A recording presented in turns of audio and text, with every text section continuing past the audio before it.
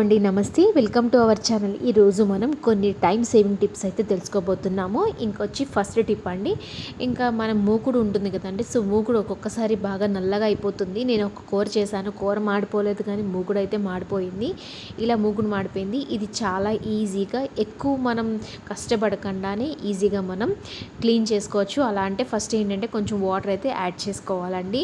మీకు ఎంతవరకు వాటర్ కావాలో అంతవరకు యాడ్ చేసుకొని కొంచెం బేకింగ్ సోడా వేసుకొని విమ్ లిక్విడ్ కానీ మీరు వాడుతున్న సర్ఫ్ కానీ అయ్యి ఉండొచ్చు, లేదంటే విమ్ బార్ ఉంటుంది కదండి, ఆ సోప్ అయినా కొంచెం వేసుకొని కొంచెం సాల్ట్ అండి, నేనైతే కల్లుప్పు యాడ్ చేశాను, మీరు నార్మల్ సాల్ట్ కూడా యాడ్ చేసుకోవచ్చు. ఇలాగ ఏంటంటే ఇలాగ మనం మూత పెట్టేసామనుకోండి తొందరగా మరిగిపోతుంది. ఇలా మరిగిపోవడం వల్ల గ్యాస్ వేస్ట్ అవుతుంది నాకు ఫీలింగ్ కూడా మనకు ఉండదు. సో మూత పెట్టేసుకొని ఇలా కొంచెం మరిగిన తర్వాత 2 మినిట్స్ పాటు మరగాలండి. ఒక స్పూన్తో ఒక 2-3 సార్లు కలితీసామంటే సరిపోతుంది. ఇలాగ మనం స్క్రబ్బర్ ఉంటుంది కదా, స్టీల్ పీచ్ ఉంటుంది కదా, స్టీల్ పీచ్తో ఇలాగ సోప్ పెట్టేసి క్లీన్ చేసుకుంటే చాలా ఈజీగా క్లీన్ అయిపోతుందండి. ఎక్కువ కూడా మనం శ్రమ పడకుండానే బాగా క్లీన్ అయిపోతుందండి. ఇది మూకుడనే కాదు, మనం పాల గిన్నెలు కూడా మాడిపోతుంటాయి. పాలు ఒక్కొక్కసారి పొంగిపోతాయి కదండి. పొంగిపోయినప్పుడు ఏంటంటే పాల గిన్నెలని మాడిపోతాయి, లేదంటే టీ గిన్నెలు కూడా ఒక్కొక్కసారి బాగా కష్టంగా ఉంటుంది క్లీన్ చేయడము. అలాంటప్పుడు ఈ టిప్ అయితే మంచిగా అయితే యూజ్ అవుతుంది.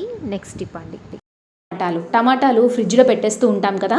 ఫ్రిడ్జ్లో పెట్టకుండానే బయటతోనే ఒక చిన్న టిప్తో మనం బయటే ఎంచక్క మనం టమాటాలు అనేది స్టోర్ చేసుకోవచ్చు.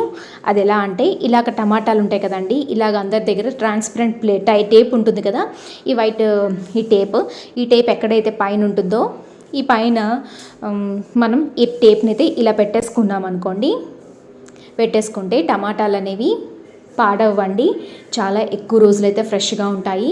పెట్టుకోకుండానే బయట ఇలా పెట్టి 3 వారాల వరకు ఫ్రెష్గా అయితే ఉంటాయండి. టమాటాలు పురుగు కూడా పట్టకుండా ఉంటుంది.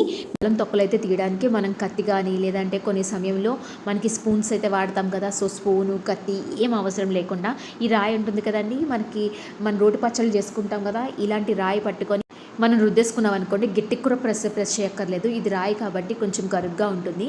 ఈ గరుకుదనం వల్ల అల్లం మీద తొక్క అనేది పోతుందండి. అంతేకాకుండా మనం కత్తితో తీసినా సరే కొంచెమైనా అల్లం అనేది పోతుంది కదా. రోటి పచ్చడి చేస్తాం కదండి, ఈ రాయితో మనం చేసామంటే అల్లం పేస్ట్ అవ్వకుండా అయితే ఉంటుందండి.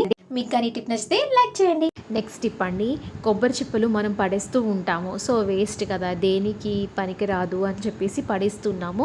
కానీ ఈ కొబ్బరి చిప్పలు కూడా చాలా యూస్ఫుల్ ఉంటుంది. చాలా యూస్ఫుల్ టిప్స్ అయితే ఉన్నాయి.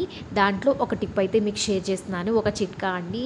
ఇదేంటంటే మనం బొగ్గులు అనేవి ఇంట్లో ఒక్కొక్కసారి అవైలబుల్ ఉండవు.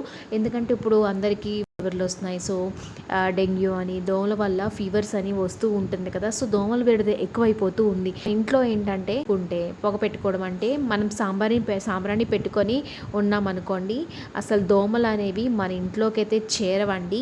సో ధూపం పెట్టుకోవడానికి బొగ్గులు అయితే కావాలి. కానీ బొగ్గులు అనేది అవసరం లేకుండానే ఒక కొబ్బరికాయ చెక్కని ఇలా బాగా కాల్చామనుకోండి, ఒక్క 1 మినిట్ పాటు కాల్చామనుకోండి, మొత్తం చెక్కంతా కాలిపోతుంది.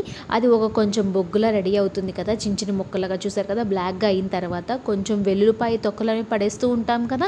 సో ఈ వెల్లుల్లిపాయ తొక్కలు దాంట్లో వేసేసి కర్పూరం కూడా వేసేయండి. ఒక్క కర్పూరం సరిపోతుంది. కర్పూరం వేసి మనం చూపించామంటే కొంచెం అగ్గ ఆరిపోయింది అనుకోండి, మళ్ళీ ఒకసారి మనం వెలిగించుకుంటే సరిపోతుంది. అయినా ఆగిపోతుంది అంటే ఒక కిసిన్కర్తో కానీ ఊదండి, లేదంటే మన ఇంట్లో ధూపం ఉంటుంది కదండి, సాంబ్రాణి. సో ఆ సాంబ్రాణి పొడి కానీ జల్లేసామనుకోండి, అది అలా వెలుగుతూ ఉంటుంది. పొగ అయితే మంచిగా వస్తుంది, స్మెల్ కూడా చాలా బాగుంటుంది. ఎందుకంటే మనం దాంట్లో కర్పూరం వేసాం, అంతేకాకుండా ఇప్పుడు సాంబ్రాణి కూడా వేసాం కాబట్టి ఇల్లంతా చాలా సువాసనగా ఉంటుందండి. చాలా మంచి ఎనర్జెటిక్గా అయితే అనిపిస్తుంది. చిట్కా కానీ మీకు నచ్చితే లైక్ చేయండి. టిప్ అయితే ట్రై చేసి మీకు ఎలా వచ్చిందో కామెంట్ సెక్షన్లో కామెంట్ చేయండి. నెక్స్ట్ టిప్, స్విచ్ బోర్డ్లో ఏంటంటే ఒక్కొక్కసారి బాగా జిడ్డుగా ఉండి ఇలా నల్లగా తయారైపోతుంది కదా. సోప్ పెడితే చాలా రిస్క్ కదండి, స్విచ్ బోర్డ్ కాబట్టి షాక్ అయితే కొడుతుంది. సో ఇటువంటి సోప్ కానీ తడి కానీ పెట్టకుండానే ఈజీగా మన ఇంట్లో కోకోనట్ ఆయిల్ ఉంటే సరిపోతుంది.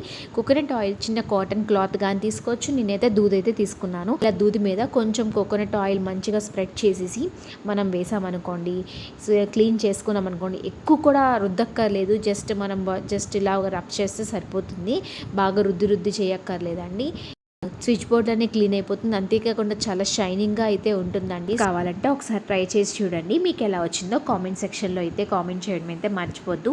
మీరుగా నా ఛానల్ని ఫస్ట్ టైం చూస్తుంటే ప్లీజ్ అండి సబ్స్క్రైబ్ చేసుకోండి. అంతేకాకుండా మీ ఫ్రెండ్స్ అండ్ మీ ఫ్యామిలీ మెంబర్స్కి నా ఛానల్ అయితే షేర్ చేయండి. Thanks for watching. Bye bye.